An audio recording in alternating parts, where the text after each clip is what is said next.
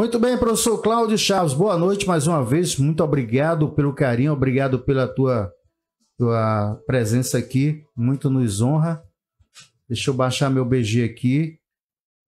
Tem um descontrole aqui ainda, eu penso, por exemplo, Claudinho, que o BG tá alto, só que o ouvinte lá do outro lado, ele tá com, nem ouve mais o BG. Alô, Lúcio Vitor, me ajuda aí, Lucinho. Me socorre, help. Boa noite, professor Cláudio Chaves. Boa noite, professor Ivan, meu confrade. Boa noite aí a todos os internautas e os ouvintes que acompanham pelo aplicativo, né, Notícias do Vale. Sempre bom estar por aqui. É sempre uma oportunidade de interagir, de aprender mais, né? Trocar ideia com as pessoas e, na medida do possível, dar a nossa contribuição para a gente ir melhorando aí a nossa sociedade, ou pelo menos mantendo essa esperança, porque ela é a última que morre, mas morre, né? Infelizmente.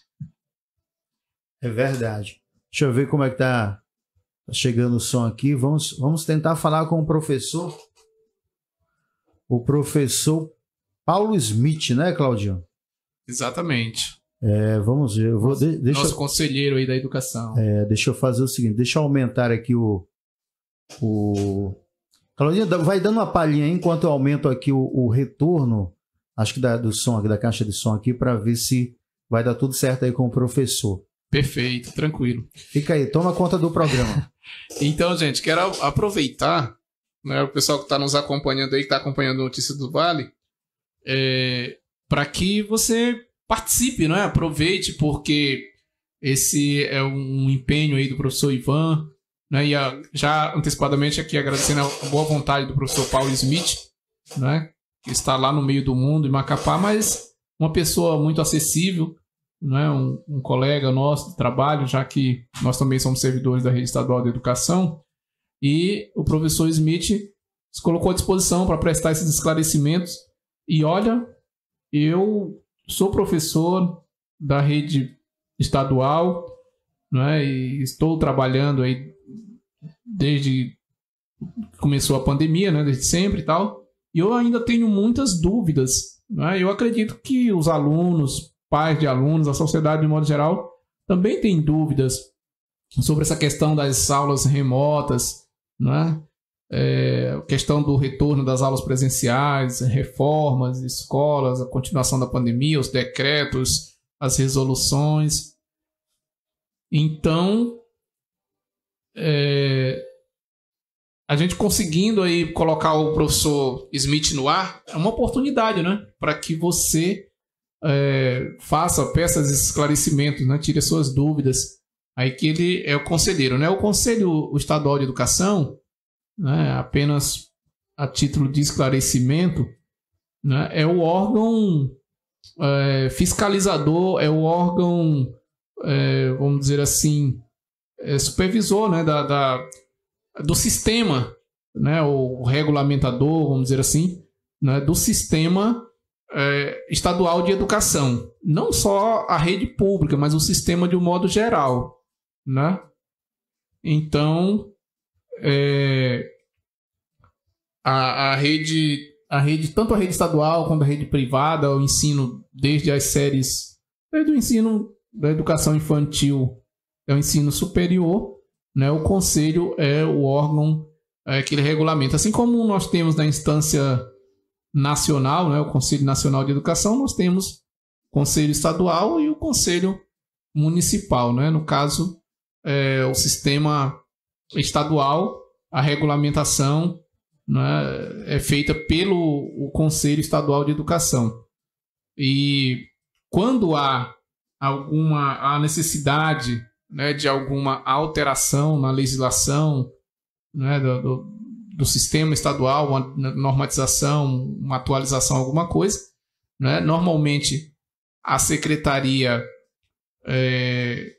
faz as alterações, né, mas sempre sob a supervisão, né, sob consulta do Conselho Estadual de Educação. Muito bem, Claudinho, vamos tentar ver se a gente consegue aqui. Eu coloquei o 96 na frente, não deu certo. Eu acho que agora vai dar certo. Vamos lá, então.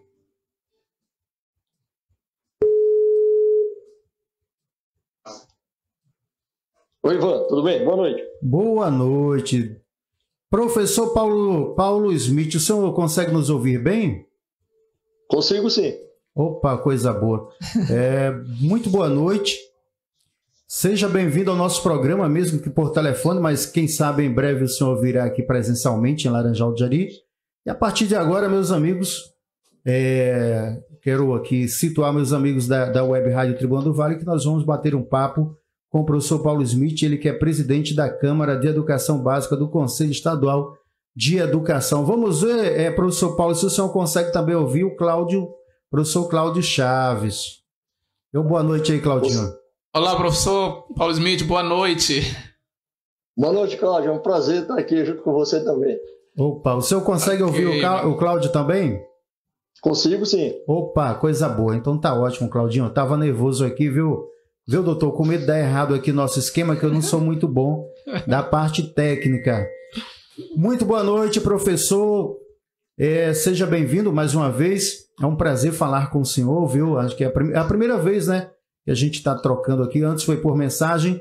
Muito boa noite e vamos bater um papo aqui sobre educação à distância, educação remota nesse período aí, né, que nos afligiu bastante. Então, seja bem-vindo, viu, professor? E antes de tudo, eu gostaria, o Claudinho também vai aqui, o Claudinho vai fazer as perguntas mais importantes, viu, Claudinho? Deixa para você essa missão.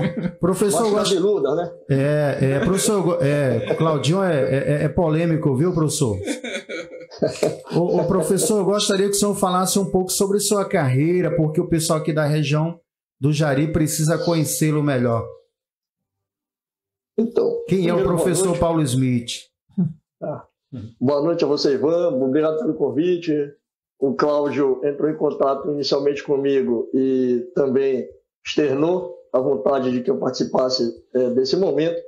E eu estava numa dúvida sobre a minha participação, mas deu tudo certo, graças a Deus. Opa! E boa noite a todos os seguidores, né? Isso. Que estão aqui nos ouvindo e vendo vocês dois. Então, dia 29 de abril, Cláudio, eu completei 30 anos de serviço público. Né? Parabéns. Então, comecei trabalhando, eu sou professor formado em matemática, comecei trabalhando na escola pública, também escola privada. Num período comecei trabalhei também no ensino superior privado. Mas assim, na função pública, eu trabalhei, além das escolas, eu trabalhei dentro da secretaria, especificamente no Núcleo de Inspeção e Organização Escolar, que é o NIOI. Certo. Eu acredito que todo mundo das escolas já ouviu falar no NIOI. Sim. É o órgão que organiza o sistema, organiza as escolas na parte de legislação. E em 2015, então, fui transferido para o Conselho para exercer uma atividade lá, de colaboração da Secretaria do Conselho, e acabei ficando por lá. Hoje eu estou como conselheiro de educação por um mandato de 4 anos, vai terminar em 2025, e também estou com mandato de 2 anos de presidente da Câmara de Educação Básica. Tá? A minha formação, além de professor de matemática, especialista, eu tenho mestrado em matemática, né? E a minha experiência é mais no serviço público, nessas atividades. A gente conseguiu construir, junto também com o Conselho, conseguiu construir um documento e a última resolução do Conselho foi sobre as normas complementares que organizam a implementação do ensino médio no Estado. Muito bem. Cláudio, parabéns, viu, professor? Parabéns aí. Olha, pela sua carreira, pela biografia, pela formação. Eu tenho uma pontinha de inveja, viu? Mestre em matemática, meu amigo. Matemática sempre foi meu tendão de Aquiles. Eu caí na bobagem, professor, de acreditar que na minha infância o pessoal dizia lá no Nordeste, eu sou potiguar, né? E aí o pessoal dizia que a gente não precisava, geralmente, ninguém conseguia ser bom em língua portuguesa e matemática. E eu acreditei nisso. O pior é que eu fui enganado, porque eu não sou bom nem numa coisa nem na outra, viu? Mas na verdade, colocaram essa enganação na sua cabeça, né? É possível aprender matemática e língua portuguesa tranquilamente. Tranquilamente, né, professor? Até porque para chegar em um nível mais elevado como professor de matemática, é preciso conhecer o português. Eu vi uma vez uma matéria na Globo, que grande parte dos alunos erravam questões de matemática porque não entendia, às vezes, o enunciado que era escrito em língua portuguesa. Certamente. Mas vamos ao que interessa. O professor Cláudio Chaves, tem uma pergunta, Cláudio? Sim. Eu quero cumprimentar mais uma vez aqui o professor Smith e agradecê-lo, né, pela sua acessibilidade, pela sua boa vontade. Né, aí depois do expediente, depois de um dia de trabalho, né, está aí conosco para prestar essas informações. Né? Ele falou aí da questão da participação dele no RCA, né? O RCA é o referencial curricular amapaense, né? Para esse novo ensino médio aí, depois da Base Nacional Comum Curricular. E, professor, a minha pergunta inicial, eu gostaria que o senhor falasse para a gente, esclarecesse, né, como é que está a situação em termos de regulamentação do ensino remoto, né? Porque tem havido muitos comentários, muitas dúvidas, muitas discussões, né, pelos corredores, pelas esquinas e tal, em relação, pelo menos para nós aqui na Arajá do Jari, né, em relação a essa questão da validade das normativas, né, das resoluções e tal, porque foi feita toda uma regulamentação específica para o período da pandemia. Então, nós estamos saindo da pandemia, a Secretaria de Educação, no início do ano, publicou umas normativas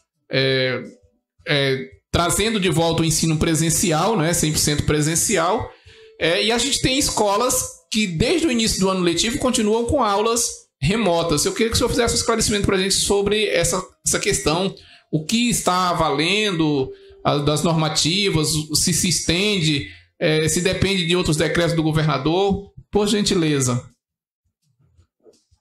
Então, Cláudio, na verdade, o regime especial para esse momento de pandemia na educação, ele está valendo ainda. Mas nós sabemos que para Macapá, para o Amapá, na verdade, já amenizou um pouco essa contaminação geral pelo vírus, esse cuidado que ainda deve existir, mas com menos intensidade. É necessário sim se manter os protocolos, isso não foi abolido, nem foi terminantemente acabado pela OMS e muito menos pela Anvisa no Brasil. Mas nós temos decretos governamentais, o último decreto, se eu não me engano, foi de março de 2022 agora, que o governador Valdeir Gosta, ele mostrou um decreto dizendo do retorno gradual e tranquilo das atividades letivas.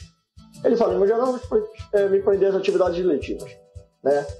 Esse retorno requer uso de máscara, requer uma manutenção dos protocolos, mas está valendo todo aquele regime especial. A secretaria, ela tem total competência, porque ela que gere toda a educação pública, de definir o retorno das aulas presenciais, porque já é um decreto governamental apoiado pela Secretaria de Saúde, em que pese a pandemia não ter sido decretada, finalizada pela OMS. Nós sabemos que ainda tem contaminação por vírus, ainda tem pessoas morrendo no estado do Amapá, isso é mínimo, quase zero. Eu não tenho aqui a clareza dos dados sobre isso agora, no momento. Então, mas devemos sim manter. O CNE, ele distribuiu uma nota técnica início de 2022, dizendo ainda da manutenção do contínuo curricular. Então, o que é que ele quis dizer isso? Que as aulas remotas, elas ainda estão valendo. Apesar do retorno gradativo das aulas presenciais, mas as aulas remotas, o próprio decreto governamental coloca isso. Ele não eliminou esse método de ensinar, né? O método híbrido. No método híbrido nós temos um modelo remoto e um modelo presencial, né? Então isso não foi acabado. Você falou nisso, qual a regulamentação que existe para o ensino remoto? Não há regulamentação ainda para o ensino remoto no estado do Amapá. O que há é uma minuta que foi colocada em consulta pública pelo Conselho Nacional de Educação, regulamentando o ensino híbrido no Brasil. Mas essa minuta ainda não foi aprovada pelo Conselho. Então, como ela não foi aprovada, a gente ainda se mantém com as resoluções específicas do Conselho do Estado, que é a 033 de 2020, e as notas técnicas da Secretaria que organizam o sistema estadual público. Fora isso, nós temos os pareceres do Conselho Nacional, número 5, número 9, número 11, número 16, que organizam também, que dão norte de como proceder, principalmente quanto ao calendário escolar. Ainda não está obrigatório os 200 dias letivos. Então, o que vai caracterizar, no meu entender, o retorno total às atividades presenciais é o cumprimento dos 200 dias letivos. Foi isso que foi alterado, além de outras metodologias, mas especificamente na lei, foi a obrigatoriedade dos 200 dias, essa flexibilidade. Ora, se não é obrigatório cumprir 200 dias letivos, então eu posso cumprir menos dias. Com isso, eu posso dar mais aulas durante o dia. E aí eu posso utilizar, então, o ensino remoto, porque ele me permite dar muito mais aulas para o aluno de forma assíncrona, sem fazer a obrigação do método remoto síncrono.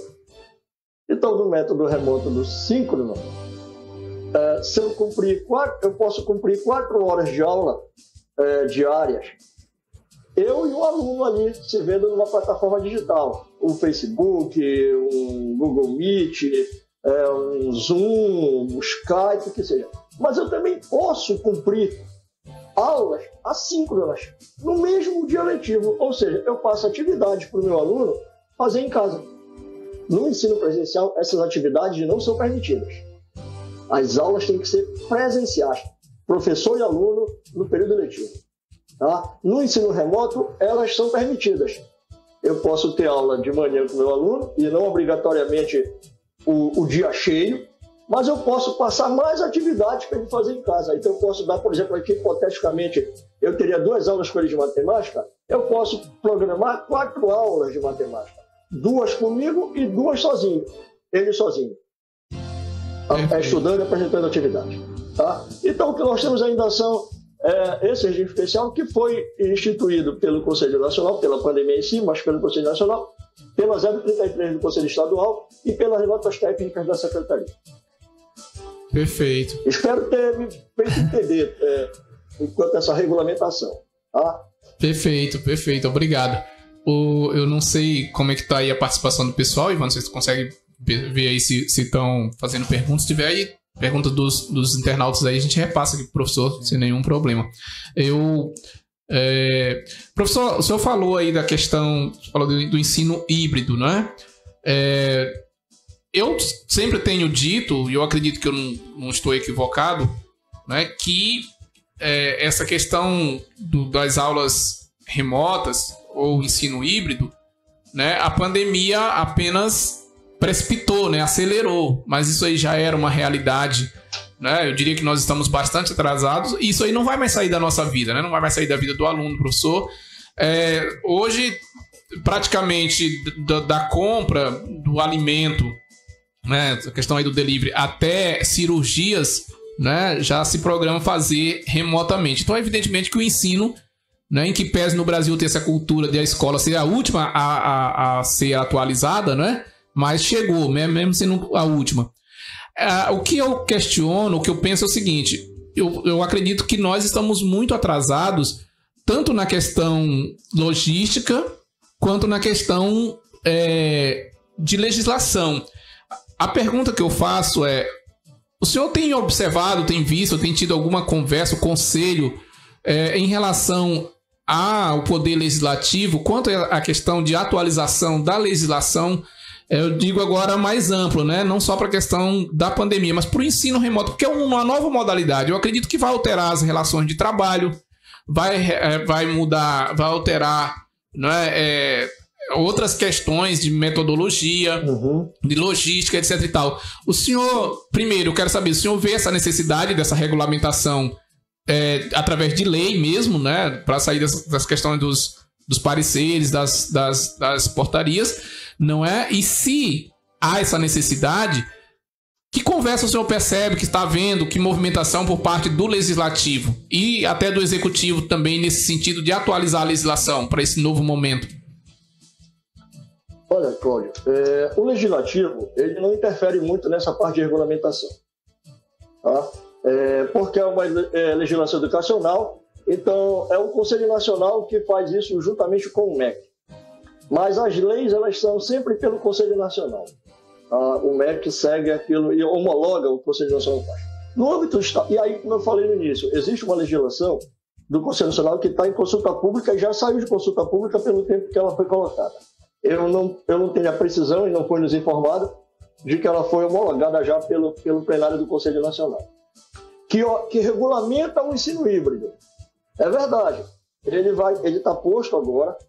Essa questão de logística, ela tem que ser feita pelo executivo, porque requer equipamentos dentro da escola, requer capacitação de professores, requer cursos, requer mudanças de metodologia, requer aprendizado de metodologia ativa, aquela metodologia tradicional, o professor falando, o aluno ouvindo. No ensino híbrido isso não existe, o aluno passa a ser protagonista do seu aprendizado, porque ele tem toda uma tecnologia na frente dele, ele pode pesquisar, consultar, pode fazer tudo em tempo rápido. Mas isso tudo requer regulamentação. O Conselho Estadual vai regulamentar, desde que o Conselho Nacional regulamente. Mas, basicamente, onde virá essas regulamentações? Porque o ensino híbrido, as plataformas digitais, elas estão cada vez melhores. Numa plataforma digital, você consegue observar, perceber o aluno, se ele entra na plataforma, quanto tempo ele vai, o que ele navega, o que ele pesquisa, se ele sai ou não da plataforma, se ele volta. Você consegue perceber isso em plataformas digitais, as que estão bem avançadas. Então, a questão é saber quanto tempo o aluno vai poder aprender numa plataforma digital e não no tempo presencial, uma vez que o nosso ensino é basicamente presencial. Nós estamos usando o ensino remoto por força de uma pandemia, mas a nossa lei não mudou. Ela só mudou na flexibilização dos 200 dias letivos. É isso que ela mudou. O resto já existia em lei. O que se fez foi pegar uma metodologia de digital que a gente não estava engatinhando e foi obrigado a usar. Porque eu não sou obrigado mais a cumprir 200 dias, eu não tinha como estar olhando o meu aluno, então eu tinha que olhar para a plataforma digital. O contato era para a plataforma digital. Né? Se o que o professor está falando é verdade ou não, não para questionar se o que ele fala é verdade ou não, mas já está indo buscar um aprendizado maior que o professor ainda está falando para o aluno. Então, o professor precisa se capacitar para ele andar na velocidade que o aluno está andando em busca do conhecimento. O professor vai ser talvez aquele mediador que a gente falava antes. O professor deixa de ser professor, agora ele é um mediador. Na plataforma digital é isso. Ele é um mediador. Eu jogo um tema e peço para o aluno pesquisar com um aprendizado orientativo. Eu vou orientando, vou dizendo links. Não é ele vai pesquisar o meu prazer. Eu vou dando links, eu vou dando sites, eu vou buscando de volta o que ele pesquisou, vou pedindo para ele me informar, vou pedindo para ele participar. Então, essa regulamentação vai precisar existir. Perfeito. Professor Paulo, tem uma pergunta aqui de um ouvinte. Antes eu quero agradecer aqui os que já participaram aqui. A B. Caldeira, boa noite, meu amigo Ivan Lopes, boa noite, querida. Dando boa noite também para o professor Cláudio. Ribamar Leite, participando lá de Mato Grosso do Sul, nosso ouvinte assíduo. A professora Miriam Correia, que já está aposentada, mas está lá em Salinas. Vida boa, viu, professor? Professora Miriam Correia, lá em Salinas, no estado do Pará, só curtindo a aposentadoria. A Cláudia Pinheiro também dando boa noite. Tem uma pergunta do Francisco Barbosa aqui, também é comunicador em Laranjal de Jari. Ele faz o seguinte, pergunta para o professor Paulo Smith. Boa noite, professor Paulo. Qual foi o impacto da pandemia na educação brasileira de jovens e adultos? A questão de opinião, por quê, né? Mas aí está aí a pergunta, professor Paulo, para o senhor. Então, Francisco Barbosa, eu não tenho dados concretos sobre o impacto, mas certamente foi danoso. Porque a educação de jovens e adultos no Brasil, ela também ela é carente de investimento. Né? Se olha muito para essa educação, que eu vou colocar entre aspas, regular, mas a jovens e adultos também é uma educação regular, mas por força de uma nomenclatura na lei, se não é jovens e adultos, então se chama regular, porque é uma modalidade que vem para todo mundo de um primeiro momento. Mas ela foi danosa, sim. Não te dei dados, volto a dizer. Mas nos jovens e adultos, temos um problema sério, que é para pessoas migrantes de tecnológica e não nativas tecnológicas. A tecnologia. Para o ensino dito regular, para um aluno que está na idade normal do ensino, se nós pegarmos um aluno hoje do ensino fundamental regular, ele tem aí entre 6 anos e 11 anos. Esse aluno, praticamente, ele é nativo tecnológico. Ele nasceu com tecnologia. Mas para um jovem adulto, não. E aí eu me enquadro nesse migrante tecnológico, tá? Eu estou ralando para aprender tecnologia, estou ralando para aprender plataforma digital.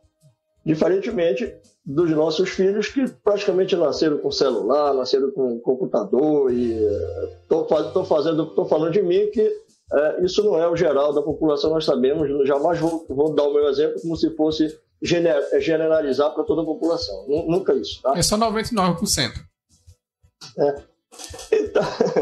Então, né?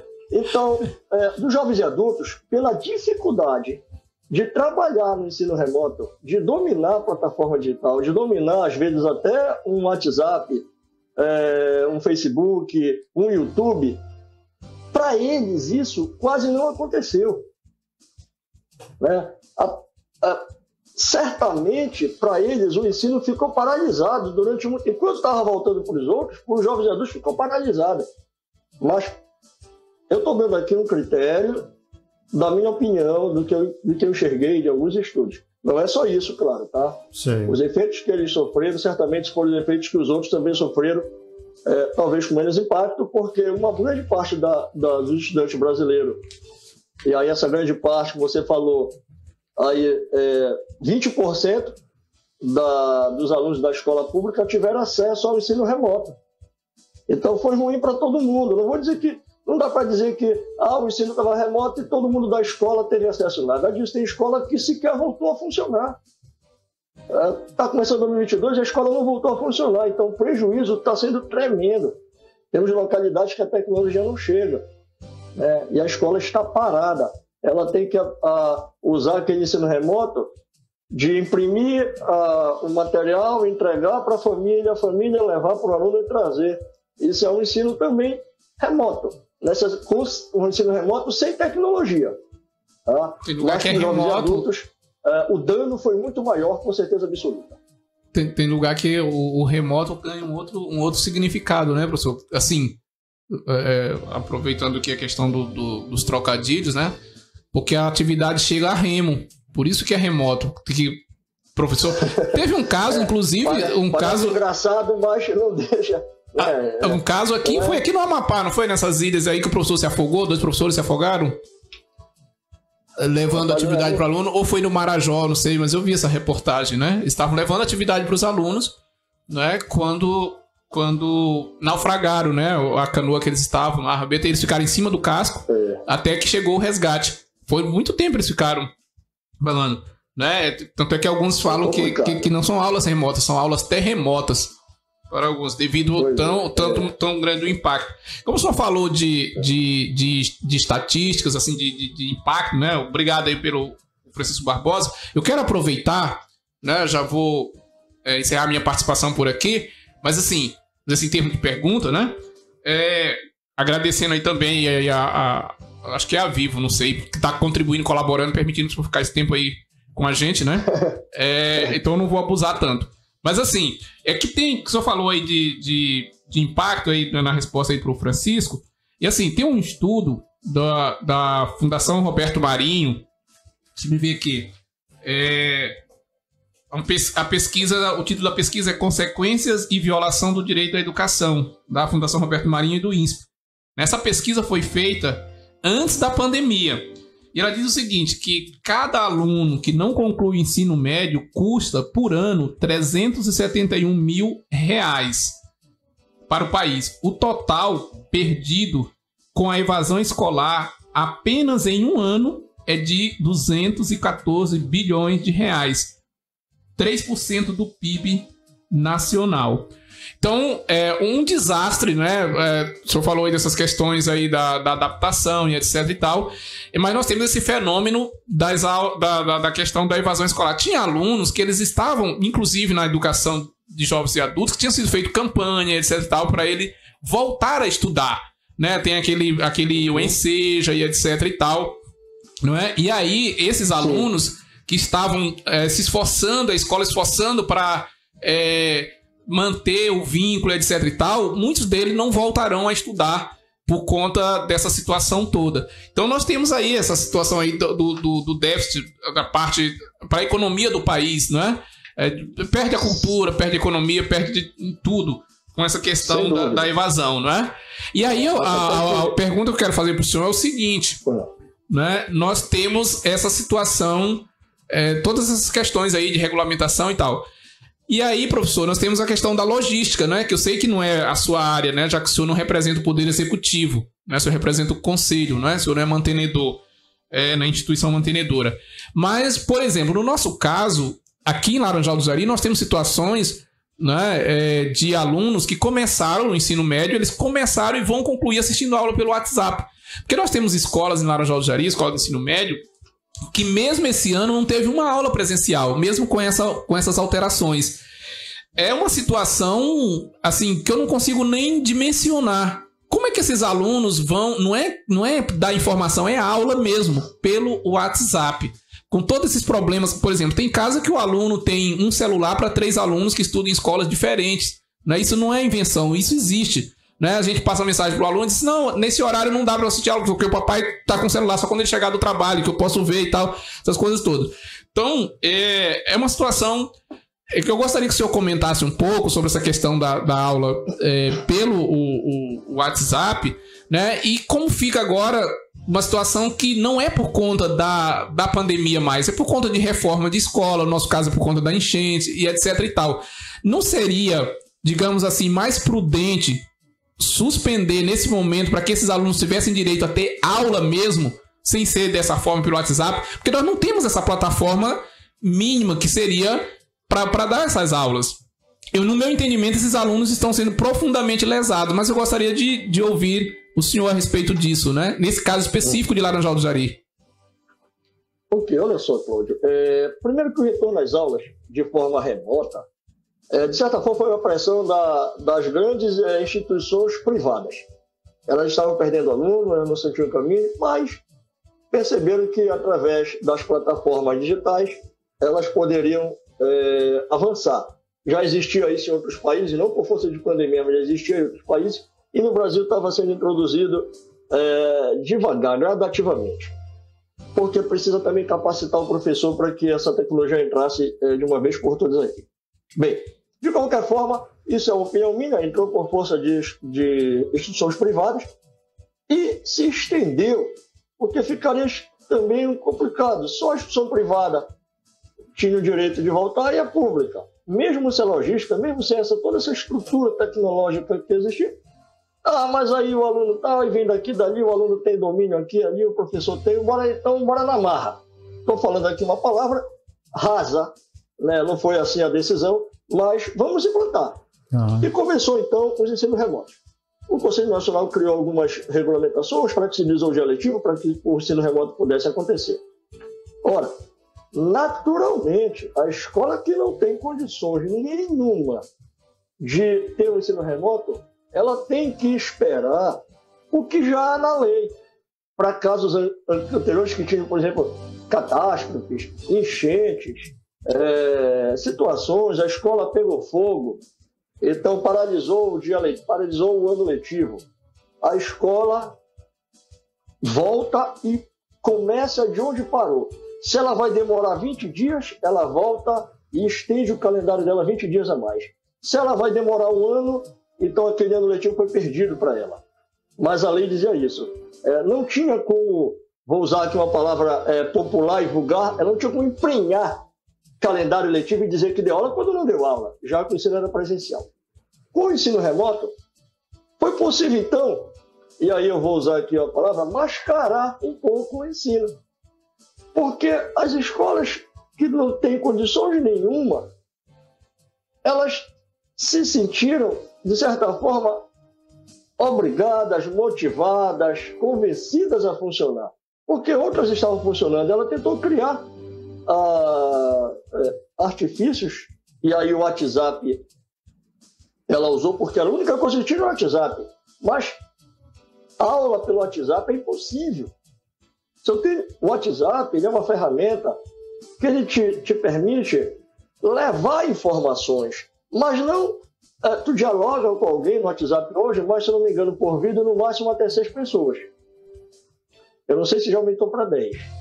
Ora, se eu tenho uma turma de 5 alunos, eu posso dar uma pelo WhatsApp. É um absurdo isso, tá? É precarizar demais o ensino. Não deveria, não deve. Tem que aguardar o seu momento, tem que se planejar. Use outros artifícios mais lentos, mas que consiga transmitir e proporcionar um bom conhecimento para o aluno. E mais ainda, que é fundamental quando se usa o ensino remoto. O Conselho Nacional, ele definiu o contínuo curricular. Porque o que você falou, a evasão aumentou, a repetência poderia aumentar, mas principalmente a evasão certamente iria aumentar, já tinha as estatísticas, e aumentou.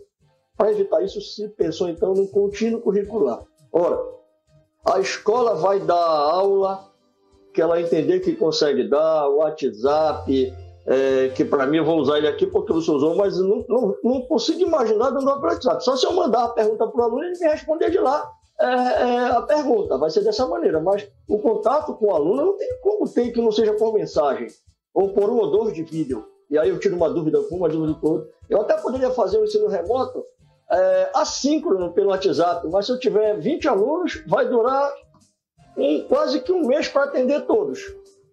Bem, esse não é a discussão aqui, mas a discussão é o contínuo curricular. O Conselho Nacional e o Conselho Estadual disseram o seguinte: é preciso que a escola, antes de mais nada, defina qual é a habilidade e competência essencial. Não dá mais para ensinar tudo. Não há tempo, não há espaço. O tempo há, se eu trabalhar com o tempo longo, mas eu preciso terminar o meu ano letivo, eu preciso continuar. Então, ora, se eu tenho aí 10 competências da BNCC, eu vou definir, vou aqui falar hipoteticamente, tá? Vou definir 4 competências para ensinar. E aí essas 4 competências envolvem todas as áreas do conhecimento. Eu preciso definir, não adianta pegar um conteúdo de matemática e ensinar tudo para o aluno. Eu tenho que definir o mínimo necessário. De repente, regra de 3 é importante para o meu aluno, sabe? De repente, isso é importante. De repente, matemática financeira é importante. De repente, eu, professor, entendo que uma proporção, uma álgebra, é o professor que vai definir. E aí isso vale para qualquer... Não. Esse planejamento precisa dizer para o aluno: olha, tu tem 10 competências, eu vou ensinar 4 neste momento. Das 15 habilidades de matemática, eu vou ensinar 5. E o tempo que eu uso é o tempo que eu tenho, são as 800 horas. O momento que eu uso é o momento que eu tenho. Não adianta eu ligar o WhatsApp todo dia, não adianta ligar o Facebook todo dia, não adianta ligar o YouTube todo dia e ficar com o meu aluno mesmo numa plataforma digital, ficar 4 horas o dia inteiro com ele de manhã como se fosse aula presencial. Imagina alguém, o professor 4 horas no computador e o aluno 4 horas. Isso é sacal, é cansativo. Como se fosse usando uma metodologia de curso presencial, não querendo dar todas as habilidades, todas as competências. Não é assim. O ensino remoto envolve, e o contínuo curricular tem dois critérios fundamentais. Um, definir o mínimo de habilidades e competências essenciais. E o outro, a não retenção do aluno. Ah, Paulo, mas como não retém o aluno se ele não aprendeu? Estamos numa pandemia, pessoal. Tudo é precário, precarizou tudo. Como é que eu vou exigir do meu aluno algo que ele não domina a plataforma digital, ele não domina a tecnologia? Eu também não domino, porque eu vou para frente do computador e fico fazendo chamada do aluno. Eu tenho que criar um mecanismo diferente de perceber. Eu posso mandar aulas assíncronas. Eu posso gravar uma aula e mandar para o meu aluno assistir na casa dele. No momento que ele achar que é... Eu posso mandar o vídeo pelo WhatsApp, ele assiste pelo WhatsApp o vídeo. Ele não está me vendo, ele não está comigo naquele momento. Mas ele pode assistir o meu vídeo de 5 minutos, 10 minutos. Coisas rápidas. E depois eu ligo para esse aluno, mando um questionário, mando de perguntas e respostas que ele possa me responder. E eu tenho que entender que isso é aprendizado dele. Eu não posso imaginar, mas ele copiou de outro cara. Paciência. Paciência. Eu preciso entender que esse é o melhor que eu posso fazer. Essas habilidades e competências é o melhor. Eu tenho que criar, então, uma atividade, uma avaliação que eu possa medir. De certa forma, que me satisfaça. Que eu confio que o meu aluno está estudando, não importa se ele está pesquisando ou não. Se ele está aprendendo contra ou não, até porque isso é aprendizagem. Ele não precisa estar isolado, estudando sozinho. Na aula presencial, obriga ele a ficar sozinho. Na plataforma é uma vantagem. Ele estuda pesquisando. É uma vantagem a tecnologia. Né? E a não retenção, porque nós tivemos casos de alunos retidos. A SED baixou uma nota técnica dizendo a prática da não retenção. Não, mas então o aluno vai ser promovido. Vai ser promovido. E aquilo que ele não aprendeu, porque eu não planejei aprendizado, eu vou levar para o próximo ano, que seria 2022. Em 2022 continua o contínuo curricular, porque a Secretaria, o Conselho homologou o calendário da Secretaria, dizendo que ele mantém o contínuo curricular. Então, 2022 não cabe retenção. 2022 vamos ver.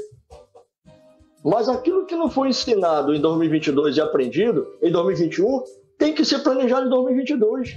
E aquilo que não será aprendido em 2022 vai ter que ser para 2023, para 2024, para 2025. O atraso na educação, nós temos aí, vocês falaram, e aí a pergunta também do Francisco combinando com isso, o atraso, a gente pode colocar de pelo menos uns 6, 7 anos, se não chegar a 10 na educação brasileira.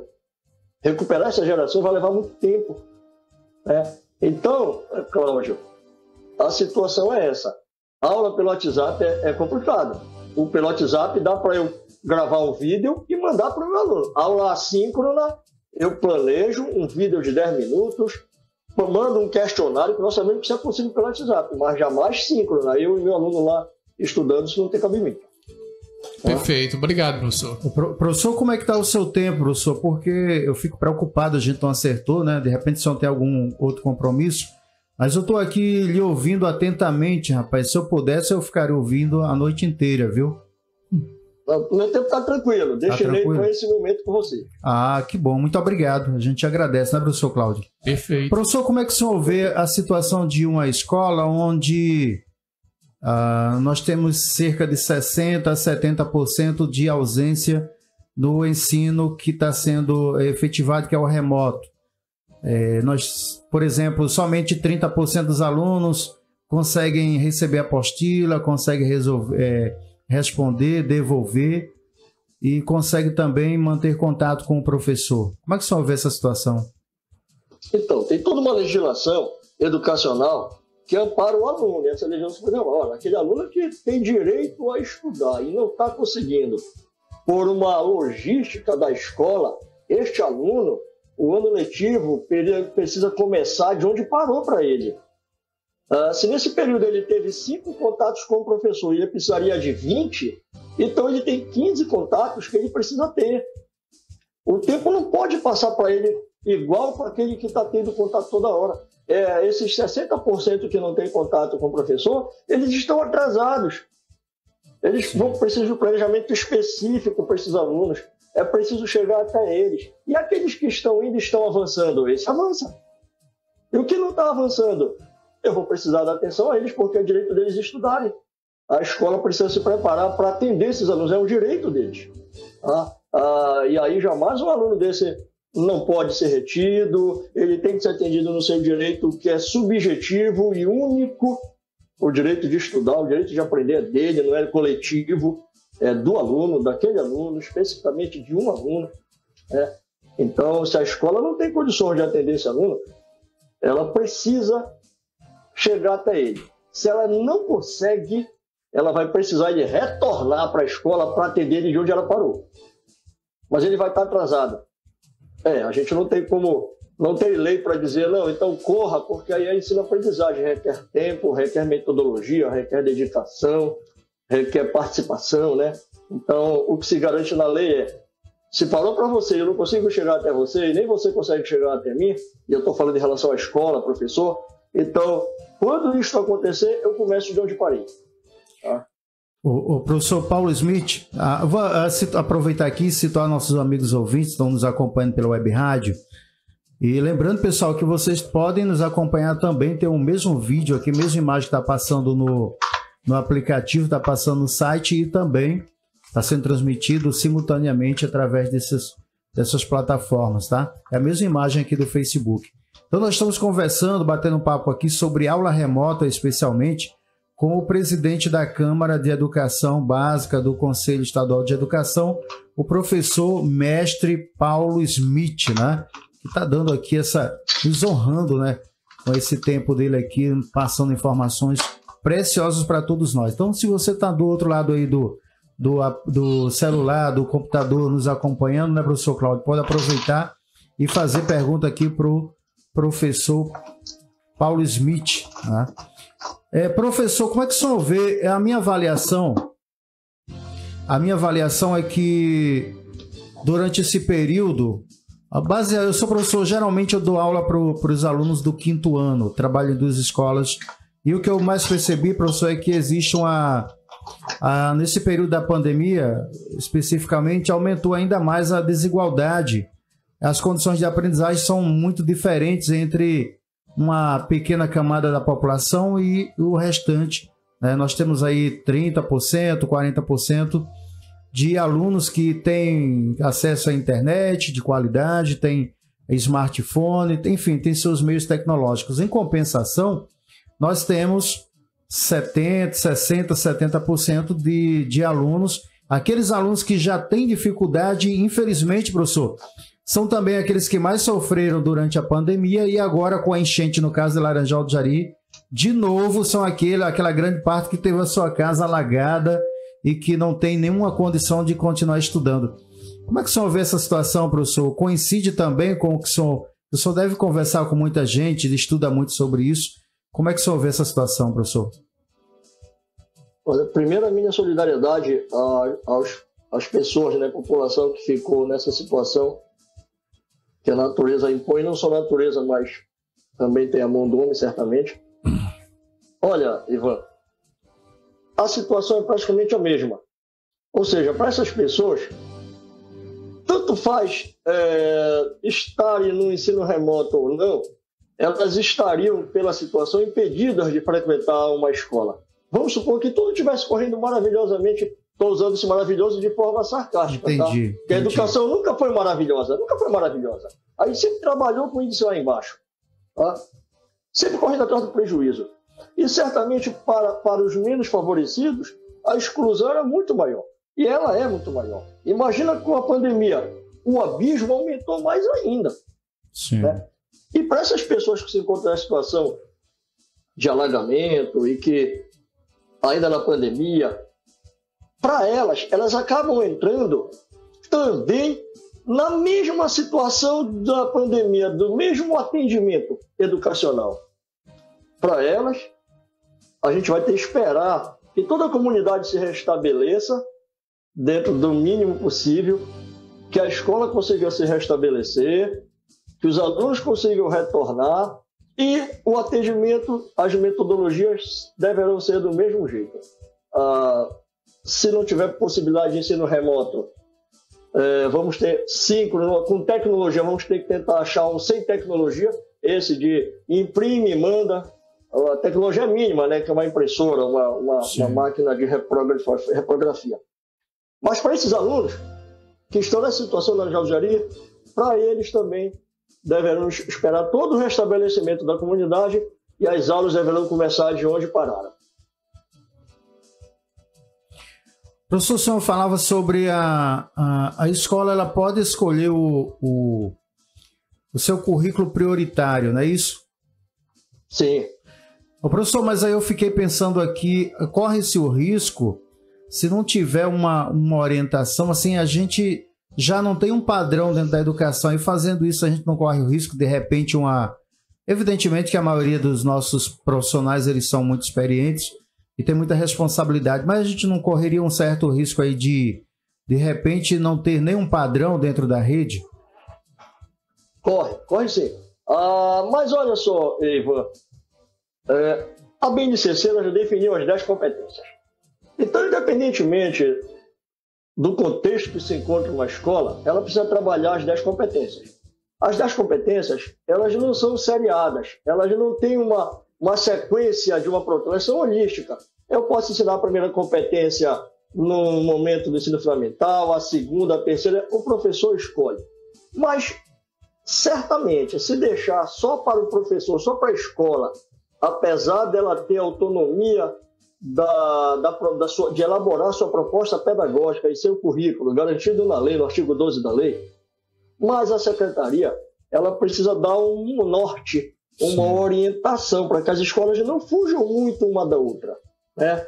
E esse norte hoje que nós temos é o RCA, tanto para o ensino fundamental quanto para o ensino médio. Tá?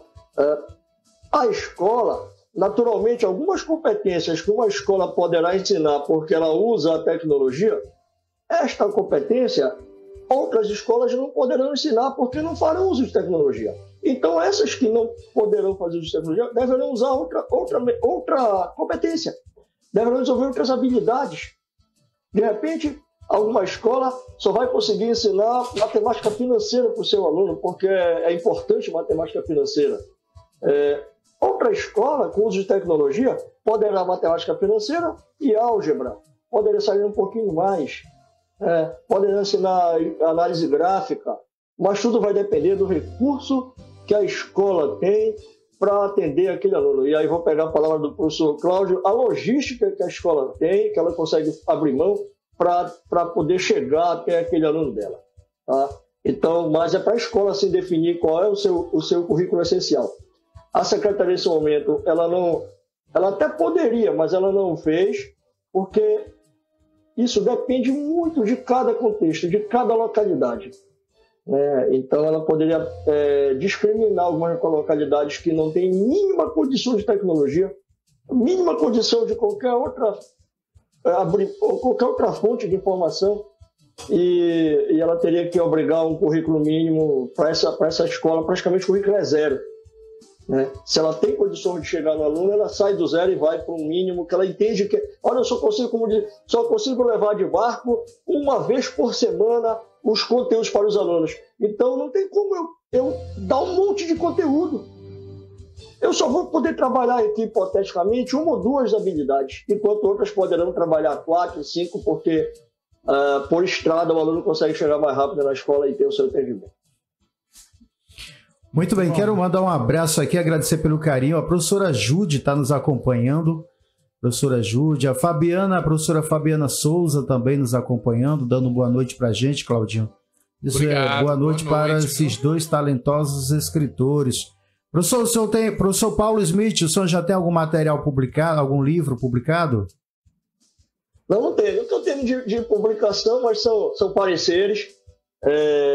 Muitos pareceres sobre vida escolar, sobre entendimento da legislação, então essa é mais. Nunca publiquei além da minha dissertação de mestrado, mas assim, voltado para a educação, nunca publiquei nada não. Me baseio mais nos pareceres que eu preciso. Aí eu posso dizer para você que eu tenho uma quantidade assim muito grande realmente de publicações. Imagino. Mas quem sabe, né? O senhor não tem que pensar nisso, professor. Deixar um livro, né, Claudio? Perfeito. Tem aquela história de ter pelo menos um filho, um livro e plantar uma árvore. O senhor já fez muito, professor, tô brincando, viu? Tranquilo. Deixa me ver aqui, tem participações aqui dos nossos amigos ouvintes. Deixa me ver aqui. A professora Jude Souza, que é mestre também em educação, ela diz o seguinte: não tem como alinhar e garantir as competências de forma igual, somos desiguais em tudo. No social, no econômico, nas estruturas que temos para garantir as competências, enfim. Professora Jude, que é a esposa aqui do professor Cláudio Chaves, que é uma pessoa muito inteligente. Não sei se você já conheceu, mas é pessoa maravilhosa.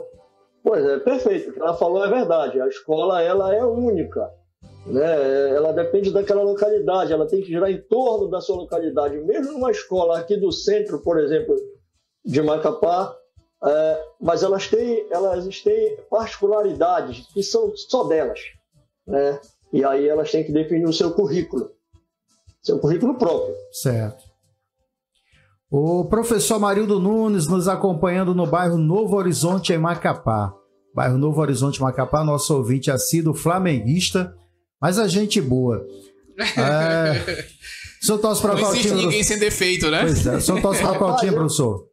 Olha, Vasco. Vascaíno.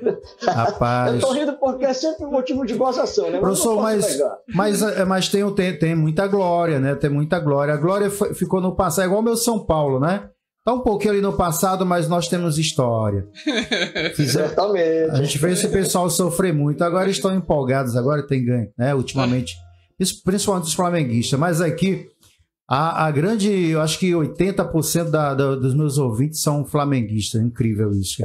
Os vascaínos, eles se reinventam. Já que eles não podem torcer muito pelo Vasco, eles têm que torcer contra os outros times. Então, a felicidade quando o outro perde é parecida.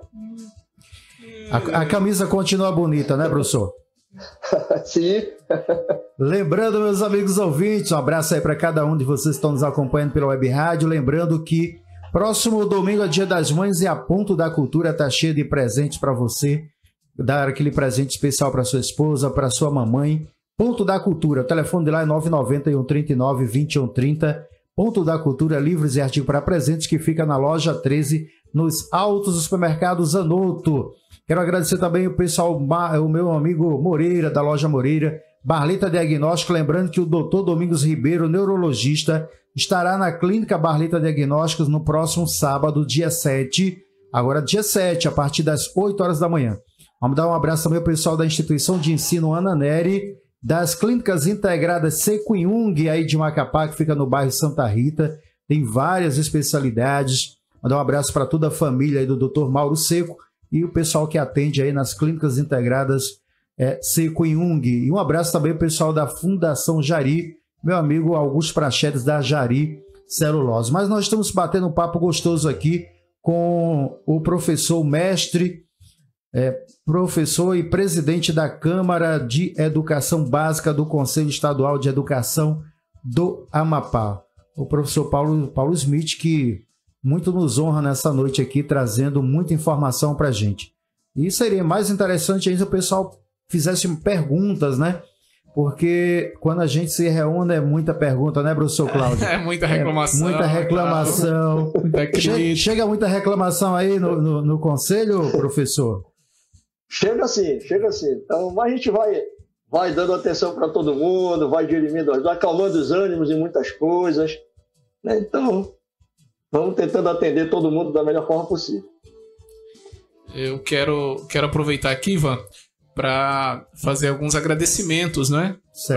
Evidentemente, agradecer a todo o pessoal que está nos acompanhando, nos dá essa honra, essa moral, ao professor Smith, e aproveitar para mandar um abraço para a professora Ivone, né? A professora Ivone, que é a presidenta do CEE. Não é isso, professor Paulo?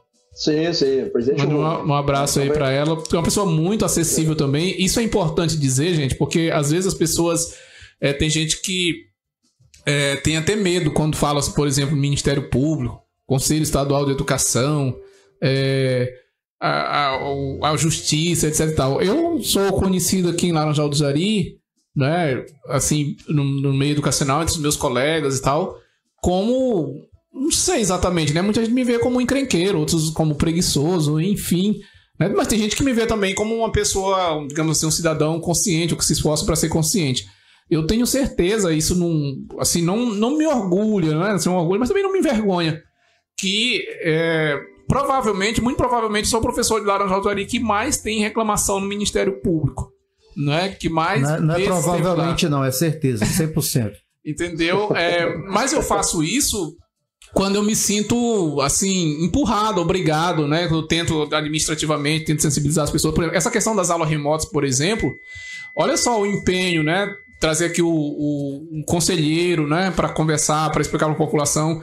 Se nós batemos em todas as portas, nós pedimos uma audiência pública para a Câmara de Vereadores do município, infelizmente foi negada, não foi essa legislatura, foi a anterior. Provavelmente eu vou fazer a provocação novamente para essa legislatura, né, que a maioria dos vereadores são novos, né, da anterior ficaram poucos, né, mas é esse o objetivo. Então, quando a gente tem uma pessoa como a professora Ivone, presidente do conselho, eu até brinquei que quero agradecer também aqui a professora Joelma Mendes, que já esteve aí pelo conselho, né, ela já trabalhou como técnica e tal durante um tempo, né, e a professora Joelma foi que me colocou em contato com a professora Ivone. E aí, quando ela passou o contato, eu disse, mas você passa logo da presidente. Ela não vai me atender. Ela disse, não, negativo, pelo contrário. Ela vai te atender imediatamente. E realmente, passou todas as informações. Aí a professora Ivone me colocou em contato com o professor Paulo, né? Nós tivemos uma live aí no início de março. Eu quero mandar um abraço aqui para a professora Vivian Bandeira, aí de Macapá também, o professor Márcio Assunção, aqui da Escola Mineco Reachida, que esteve conosco na live, junto com o professor Smith, não é? Então, assim, sim, é assim que as coisas funcionam. E ver que essas pessoas estão nesses cargos, nessas posições e nesses momentos e estão sempre disponíveis, sempre acessíveis, eu quero deixar claro que não houve nenhuma burocracia, nenhuma dificuldade. A primeira vez que eu liguei, a professora Ivone me atendeu, o professor Smith também. Então é importante, gente. Essas pessoas estão nessas posições, nesses cargos, mas são professores, são colegas nossos de trabalho, que estão apenas numa função diferente da nossa, que estamos em sala de aula. Mas claro que nem todos entendem assim, infelizmente. Mas não é o caso do professor Smith, da professora Ivone, e eu fico muito satisfeito, muito agradecido por isso. Obrigado também, Cláudio. Pode falar. É isso aí. Desculpa. Pode falar. Não, pode falar, professor. O Cláudio, queria complementar as palavras dele que o Conselho, nas gestões que vieram agora, mas especificamente da gestão da conselheira Ivone, que é a presidente, já até na gestão da professora Madalena, que é de uma capacidade imensa, de uma experiência imensa, modificou muita coisa de como o Conselho deve se comportar diante da comunidade, deve ser acessível à comunidade, e a presidente Ivone tem isso. Então o Conselho está sempre disponível, sim, se não pudermos atender no momento, mas certamente daremos respostas. Temos condições para isso, não precisa ser a presidente Ivone, ela já encaminha para as câmaras, ela já automaticamente já se reúne, cada câmara se reúne uma vez por semana e o pleno se resume reúne a cada 15 dias e a gente discute o dia a dia das demandas que estão vindo. E a gente precisa sim. E a intenção de todos, de braços abertos, da atenção. Todo mundo pode chegar até o Conselho, pedir, fazer denúncia, pedir esclarecimentos, pedir por escrito, pedir por telefone, que a Câmara de Educação Básica e certamente o Conselho vai atender todo mundo. Tá? Então, desde já coloco a Câmara à disposição de todo mundo que queira um atendimento mais específico. Lembrando que é Câmara da Educação, porque o pessoal daqui, professor... a Câmara... a outra Câmara lá... O pessoal não está muito chegado, não, viu? É uma Câmara de legislativa, mas é de leis educacionais. Tá aí. Professor, assim, como o senhor disponibilizou aí o seu tempo, eu quero... prometo que eu realmente não vou mais fazer nenhum questionamento. Mas, assim, eu queria uma palavra sua... Se for possível, se não, o senhor pode ficar à vontade para dizer, não, Cláudio, esse assunto eu me reservo o direito de não me manifestar e tal, eu vou entender perfeitamente. Tá? Mas assim, eu queria ouvir o professor Paulo, o professor de sala de aula, né, e o pai de aluno da escola pública, né, de Laranjal do Jari, numa situação desse momento. Né? Nós terminamos o primeiro bimestre nessa situação que nós comentamos aqui, das aulas em algumas escolas, não acredito que sejam todas, mas algumas, exclusivamente pelo WhatsApp e através dessas apostilas, etc e tal, com essa falta de adesão que o professor Ivan destacou e tal. O Paulo Smith, pai de aluno de uma escola de Laranjal do Jari, recomendaria nesse momento continuar o segundo bimestre dessa forma, ou optaria por, como o senhor falou várias vezes, parar e começar de onde parou, com as condições mínimas, mas não tão caóticas como essa? Qual o seu posicionamento a esse respeito? E uma pergunta para o conselheiro: havendo questionamento, esse bimestre dessa forma poderá de repente ser invalidado? Existe essa possibilidade, esse risco? Cláudio, como pai de aluno eu questionaria, tá? Dependendo do que... Ora, eu posso aprender pelo WhatsApp? Posso, mas eu tenho que saber quanto de conhecimento eu posso aprender pelo WhatsApp. Eu posso ler um texto no WhatsApp e interpretar ele? Eu posso. Eu posso fazer uma prova pelo WhatsApp em tempo real? Não. Eu posso fazer um questionário. O WhatsApp, volto a dizer, ele é uma ferramenta de informação, ele não é uma ferramenta de ensino e aprendizagem. Ele é muito restrito. Eu não vou dizer que não recomendaria, até como um conselheiro, porque... mas como professor, eu teria que me desdobrar para fazer. Se eu só tenho o WhatsApp e eu estou preocupado em não ficar parado, mas eu preciso planejar minha aula pelo WhatsApp. Se eu só tenho WhatsApp, eu não posso fazer de conta que estou ensinando. Não tem como. Isso é passível de ser invalidado, sim. Não pode, não tem como. Não tem como de 0 a 100 eu avalio meu aluno e dizer que ele tirou 60, 70 em um ano pelo WhatsApp. Isso é absurdo. É absurdo. É muito precário. É muito fazer de conta que está se ensinando. É muito fazer de conta. É muito aluno fazer de conta que está aprendendo. De repente fica cômodo. Eu não vou ser aprovado, não vou ser reprovado, eu vou seguir. Mas o prejuízo ele é imenso. Só utilizar o WhatsApp, que você colocou e foi categórico e usar pelo WhatsApp, ele só será invalidado, cara, se os prejuízos de terminalidade chegar até o aluno. Ora, quando é que vai acabar o ano letivo ensinando pelo WhatsApp? Cadê o planejamento dessa escola? O professor que está aí de frente, a gente acaba sempre falando para ele, né? Mas não é só o professor. Cadê que é um contexto todo que tem que dar suporte para o professor poder dar aula dele. O professor é responsável por elaborar a sua aula. Mas ele não é responsável de necessariamente correr atrás de tecnologia. Isso tem que ser uma logística do executivo, da direção, da coordenação. É um conjunto. Ele também é responsável, mas sozinho não. Então, olha, eu só tenho WhatsApp, comunidade, eu só tenho WhatsApp para dar aula.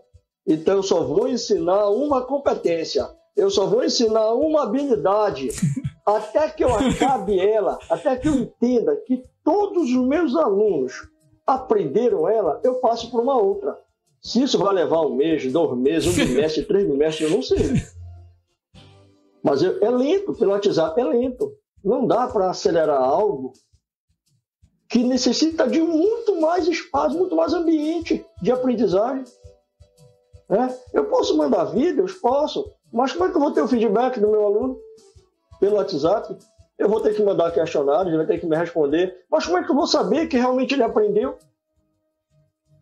Numa plataforma maior, eu tenho como fazer isso. Mas pelo WhatsApp é quase impossível. É como se nós dois estivéssemos conversando pelo WhatsApp, a gente não está se vendo, por mensagem.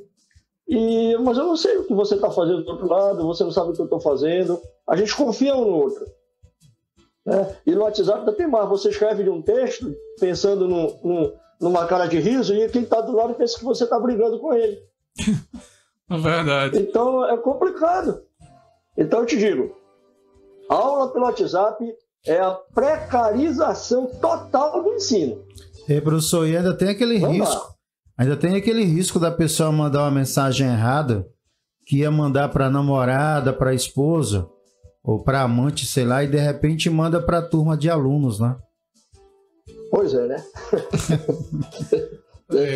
Então, e tem aqueles casos que o professor é expulso do WhatsApp pelo Zuckerberg, né? Tem esses casos que aí mesmo que ele queira, não tem como, né? Que ele é banido de lá. Imagina se o aluno bloqueia o professor e o professor bloqueia o aluno por algum pensamento errado lá e tá bloqueado agora, aí o cara não vai ter aula. Tem alunos que, por exemplo, teve uma aluna que mandou mensagem pro professor, né? Isso não é fake, isso é fato. 11 horas da noite, né? Professor, o que é pra fazer agora? Aí o professor respondeu, agora é pra dormir, minha filha. É a única atividade pra fazer agora. É complicado, né? Então, mas olha, respondendo para você assim de forma resumida, eu não vou dizer que não faça, porque isso depende de cada professor, de cada escola, de cada planejamento, com o recurso que se tem, mas é a precarização do ensino utilizar apenas o WhatsApp. Não tem como caminhar só no WhatsApp usando esse recurso de tecnologia, não tem como. Obrigado, professor, pela objetividade, pela clareza. Muito, muito bom conversar com pessoas assim. É muito gostoso, né, Ivan? Quando a pessoa que a gente está entrevistando, ela é objetiva, ela não foge das perguntas, ela assume a responsabilidade, vamos dizer assim. Eu fico feliz, estou muito satisfeito com as respostas. Se as perguntas não ficaram à altura, eu peço desculpas.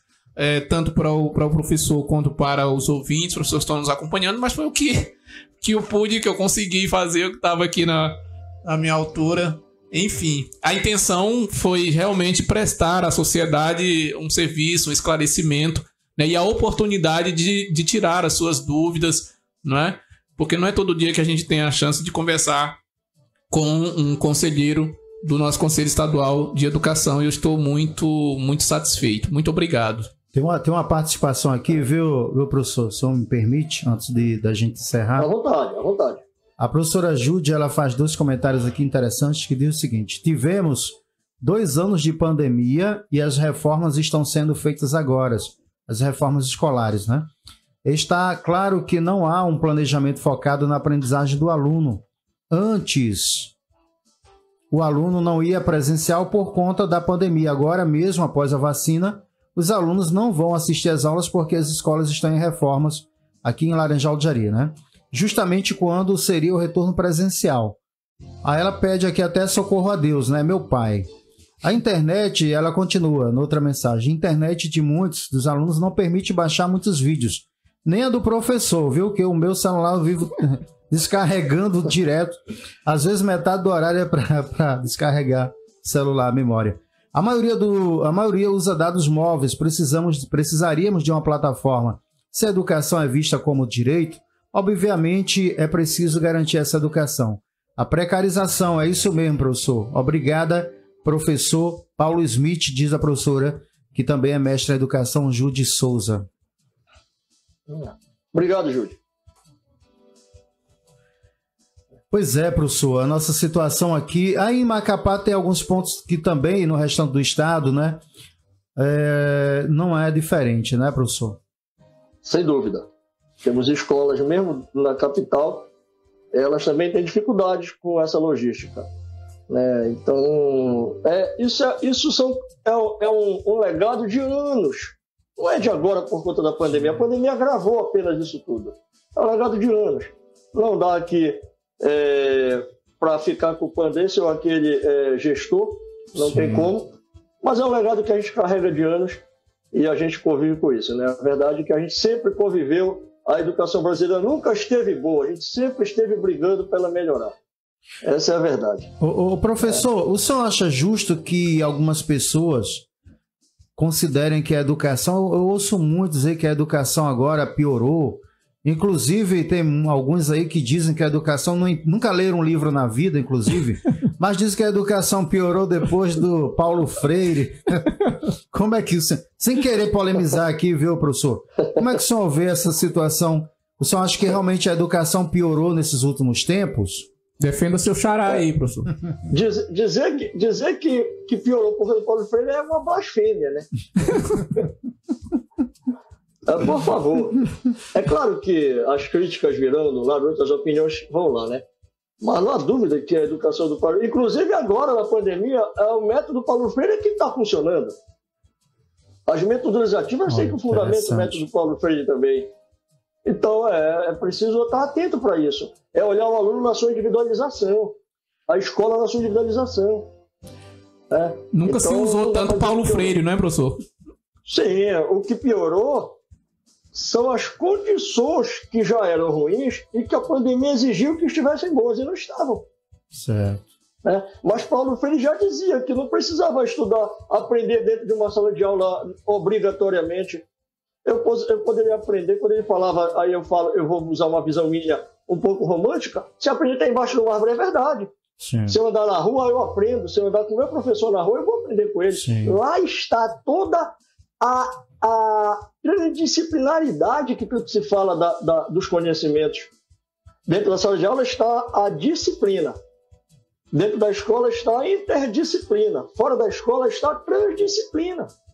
Fora da escola é todo o conhecimento que se discute dentro da escola. A gente pergunta, professor, como é que eu posso aprender a transdisciplinaridade? Pega o teu aluno e sai andando pela rua, conversando com ele, olhando o que está acontecendo. Ele começa a falar de filosofia, sociologia, física, química, biologia, economia, começa a falar de história e geografia. Começa a falar disso dele. Isso é transdisciplinar. Você está vivendo o que está acontecendo. Mas nós temos uma escola que ela é limitada, ela tem muro, ela é engessada, ela é linear, porque é uma aula atrás, nunca é 3 professores numa sala de aula, é um, depois o outro, é um aluno sentado em fila, né? Então não é holística. A metodologia ativa numa plataforma ela é diferente. Eu não defendo necessariamente, eu não sou a favor de que só a plataforma digital ela vai aprender, muito pelo contrário, ela sozinha ela também vai precarizar. Mas ela e o presencial é o melhor que se pode ter. Porque na plataforma digital se faz aquilo que tanto se discute no presencial, é a individualização do ensino. No presencial, eu dou aula para 30 alunos e eu dou aula coletiva. O que eu falo para um, eu falo para todos. Falo para da frente, falo para lá de trás. Falo para quem presta atenção e para quem não presta.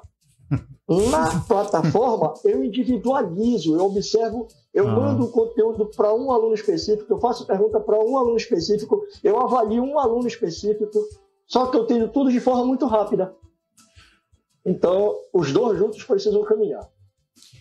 Muito bem. Professor, uma coisa também que eu tenho observado, as pessoas que fazem essa avaliação superficial da qualidade da educação brasileira, e principalmente da educação pública, eu acho assim que elas não conseguem também entender e perceber que hoje em dia a gente está praticando de fato a inclusão dos alunos.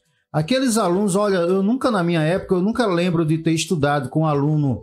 O máximo que a gente estudava era com aluno que tinha tido paralisia infantil nas pernas, aquele problemazinho ali, mas pessoas que tinham problema de paralisia cerebral, aluno com autista, síndrome de Down, que mais esquizofrênico, né? Eu conheço casos aqui de aluno esquizofrênico que com muitos problemas, mas conseguiu se formar, ter uma graduação e ter uma vida normal. Isso não existia antigamente, professor. Então, assim, eu acho... E várias outras, né? Várias outras deficiências, que aluno cego, surdo. Antigamente esse pessoal era totalmente excluído, nem chegava nem na porta da escola. Então hoje nós estamos trabalhando de forma mais plural. Eu vejo dessa forma, professor. Sim, sim. E a gente fala de Paulo Freire, ele prega uma pedagogia inclusiva, não só para as pessoas portadoras de deficiência, mas para os excluídos. Sim. De um modo geral, independentemente da condição física, ou intelectual, ou neural de cada um. Mas hoje você falou no assunto aí, nós estamos já em finalização da nova resolução que vai regulamentar a educação especial no Estado. Já foi finalizada na Câmara de Educação Básica. Ela vai para consulta pública e, por fim, vai para plenário. Isso deve levar aí um mês e meio. Então, é uma lei que veio hoje mais avançada, trazendo obrigações para as escolas com questão da acessibilidade, com a inclusão desses alunos, né? Então, eu espero que essa resolução venha em tempo mais rápido possível, apesar desse trâmite que ela precisa seguir, mas é o que a gente espera, que a gente vai tentar trazer o melhor para tentar amenizar justamente esses alunos que têm dificuldade de acessibilidade, autista, cegos, surdos. Então, essa lei vai tentar contemplar, alcançar esses alunos para que eles tenham seus direitos garantidos. Perfeito. Muito bem. Professor Paulo Smith, mestre em educação, professor de matemática, presidente da Câmara de Educação Básica do Conselho Estadual de Educação. Professor, eu vou admitir uma coisa aqui no ar, viu, publicamente. Eu fiquei com receio de, primeiro, até de ligar para o senhor. Claudinho, hoje ele me ligou, mandou uma mensagem. Professor, o senhor já ligou para o professor Smith, Paulo Smith? Eu falei, ainda não, mas eu tô aqui vendo como é que eu vou falar com ele. Será que ele vai nos atender? Eu imagino, assim, as obrigações que o senhor tem aí, né? Mas, olha, eu fiquei muito feliz com a nossa conversa, com a sua gentileza, com seus esclarecimentos, com tudo, professor. E gostaríamos de, em outros momentos, a gente poder ter sua participação aqui na Web Rádio Tribuna do Vale, viu? Muito obrigado mesmo. Tá. E deixa o Claudinho Chaves aqui para concluir esse bate-papo e pedir para o senhor deixar suas considerações finais após aqui a participação do Claudinho, tá bom? Tá bom. Muito bem, muito obrigado, professor Paulo Smith. Realmente, 2022 ainda estamos aí, podemos dizer assim, no começo, né? Mas essa parceria, eu posso dizer assim, né? Já usando aqui da liberdade, de eu ter conhecido o senhor, ter conversado, ter esses dois momentos, né? O momento lá da live, esse outro momento, essa outra live aqui também, né? Mesmo que no seu caso seja parcial, né? Que é só a voz, mas tá dentro do contexto do ensino híbrido, tem também a comunicação híbrida, né? Na próxima vez a gente coloca o senhor também com a imagem ao também vivo, a comunicação também, híbrida, da live. né? 100%, viu? Então, foi uma das melhores coisas que me aconteceu, principalmente no âmbito profissional e social esse ano, em 2022, foi realmente ampliar esse círculo de amizade, de parceria, né, profissional e também política no sentido da cidadania. Eu estou feliz e quero reiterar aqui o meu agradecimento, principalmente pela sua acessibilidade. É muito bom, eu volto a dizer, que é uma coisa muito ruim, muito desconfortável quando a gente, dentro do serviço público, né, a gente tendo uma hierarquia, toda uma burocracia para chegar uma pessoa que está num cargo, uma situação, isso me desgasta, me aborrece muito. De modo que quando eu encontro uma pessoa que por mais que esteja num cargo de destaque, ela se torna acessível, porque eu vejo que muita gente no serviço público acha que a função do servidor público é dificultar. Não, a função do servidor público é abrir portas, é facilitar as coisas. Não é? Nós somos pagos para isso. Então, fico muito feliz. Não é? Desejo desde já um bom trabalho para o senhor. E sempre tem muita coisa para fazer aí, muita coisa para regulamentar esse novo ensino médio. Então, as coisas estão sempre se atualizando, né? Nunca para. Vocês vão ter sempre muito trabalho. Um abraço aí para o senhor e para todo o pessoal do Conselho. Muito obrigado. Obrigado a você, Ivan. Obrigado a Cláudio pelo convite. Sempre que eu puder, eu vou estar participando, sim, tá? Do que vocês precisarem de alguma orientação. Se eu puder dar, eu vou tentar fazer o melhor possível. Quero dizer que a minha formação é ser professor. Eu não tenho um romantismo platônico pela educação, mas eu tenho uma formação de ensinar. Então é difícil para mim, às vezes, ter um conhecimento e não conseguir passar para alguém, mesmo que eu imagine que esse meu conhecimento seja o melhor possível. Pode não ser, né? Mas eu tento passar de melhor forma possível para que quem está lá consiga entender o que eu estou falando e também contestar o que eu estou falando, para que eu possa, sem querer ser romântico de novo, possa aprender também. Então, eu quero dizer também que eu já até comprei um tempo atrás uma mesa de podcast, porque eu queria, quando tivesse que conversar com alguém, eu pudesse montar aqui alguma coisinha que eu pudesse me comunicar melhor com as pessoas, tal, interagir mais. Mas não coloquei em prática. Tecnologia que eu também não domino, mas tenho que aprender, né? Então, lembrando que eu não sou nativo tecnológico, eu sou imigrante tecnológico, eu tenho que ir conquistando devagar isso aí. Mas agradeço mais uma vez ao convite de vocês. O Conselho de Educação, com a presidente Ivone, já falando por ela, estará sim à disposição, porque toda vez que chegar uma demanda lá, e que depender da Câmara de Educação Básica, ela não vai reter com ela, essa é uma prática dela, ela vai encaminhar para a Câmara ou para qualquer outra Câmara que ela entenda que é a mais competente e a melhor para poder dirimir as dúvidas e desenvolver a situação. Então, sempre que chegar para a gente, qualquer demanda, e aí eu falo para todos, aqui são 26 servidores, né? YouTube, não é isso? Então, sempre que eu falo para vocês, a Câmara está com portas abertas para qualquer que queira entrar em contato com a gente, tá? Fique à vontade. E eu estou satisfeito, independentemente pela participação, se não foi maciça, mas não tem problema, o papo foi agradável, foi bom, deu para a gente interagir, e aqui a interação era eu com vocês comigo, e o resto aqui, o pessoal que está pelo lado também entrando, não entrando, mas ouvindo, né? Ouvindo, e por mais que não tenha participado, de repente modificou algum entendimento deles sobre algo que eles tinham lá, e eles podem um pensamento, um juízo que eles tinham, e agora a gente espera que eles tenham outro juízo. Se não correto ou errado, essa não é a questão, mas que eles possam ser críticos daquilo que eles estão praticando, daquilo que eles estão aprendendo. Tá? Mais uma vez, obrigado mesmo, boa noite a todos. Professor Paulo, eu sei que o senhor gosta, como matemático, o senhor gosta de números. Então, assim, ó, aqui na web rádio, nesse momento, nós estamos ainda com 739 smartphones ou computadores ligados, nos acompanhando só na web rádio, tá? Eita, muita gente. É um número bem alto, né? Quero agradecer então a cada um deles. Professor Paulo Smith, muito obrigado, de coração, viu? Que essa seja a primeira de muitas outras participações do senhor aqui com a gente. Agradeço também, muito obrigado. Boa noite a todos.